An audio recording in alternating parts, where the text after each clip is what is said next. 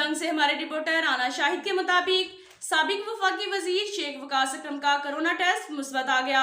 इस्लामाबाद में ही करंतना कर लिया गया। अल्लाह पाक इनको सेहत दे। साबिक एसएसपी जंग साबिक आईजी केपी के नासिर खान दुरानी भी कोरोना वायरस का मुकाबला न कर सके और दुनिया से रुखसत हो गए।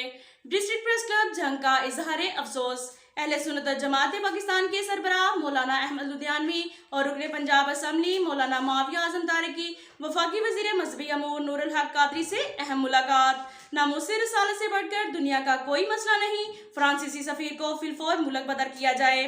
मौलाना अहमद लुधियानवी और मौलाना मुआविया आजम तारिक का दो टोक मुतालबा। इसके साथ साथ एक और खबर शामिल करते हैं जंग से।